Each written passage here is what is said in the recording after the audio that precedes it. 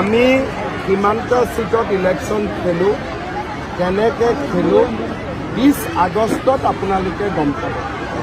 তাৰ আগতে মই গোটেই জেগাখিনি এবাৰ ঘূৰি লওঁ।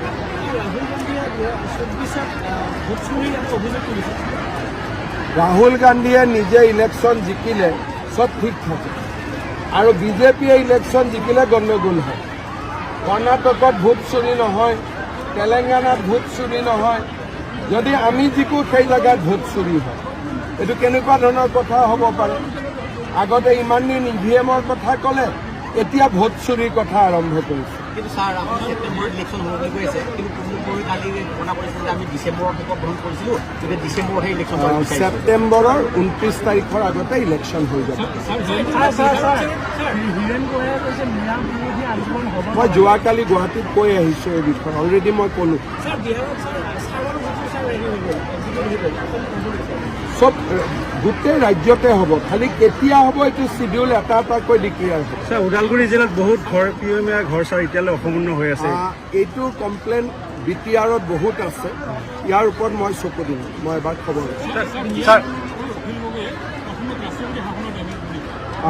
অখিল গগৈয়ে যি কয় তাৰ উল্টাটো হয়। অখিল গগৈ যদি কয় সূৰ্য পূবৰ ফালে ওলাই, তেতিয়া সূৰ্যটো পশ্চিমত গুচি যাব, কাৰণ সূৰ্যই অখিল গগৈক বেয়া পায়। গতিকে অখিল গগৈ কোনো কথা অসমত নচলে। ছাৰ, UPPL ছাৰ আগ্ৰাসন হৈছে বুলি কৈছে।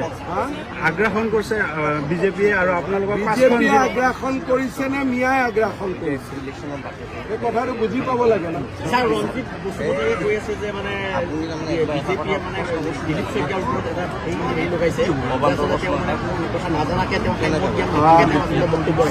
এই কথাটো মই অলৰেডি কৈছোঁ যে দিলীপ শইকীয়াৰ বক্তব্যটোক পলিটিকেল কেপিটেল কৰিব নালাগে, কাৰণ অসমত আমি জনজাতি লোকসকলৰ কাৰণে কিমান কৰি আছোঁ এইটো ৰাইজে দেখিছে। গতিকে দিলীপ শইকীয়াই কিবা এটা বেলেগ প্ৰসংগত কিবা এটা কৈছে, তাক ইলেকশ্যনৰ ইছ্যু বনোৱাটো কোনো দৰকাৰ নাই।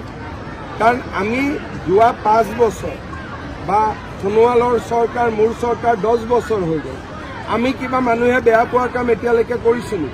ক'তোতো কৰা নাই। চব এইবিলাক কোনে কোৱা ৰাজনৈতিক কথা বতৰা, তাত মই সোমাব খোজা নাই। আমি BPF-ৰো বিৰোধী নহয়, UPPL-ৰো বিৰোধী নহয়, মাত্ৰ এবাৰ পদুমক ৰাইজে ভোট দিব।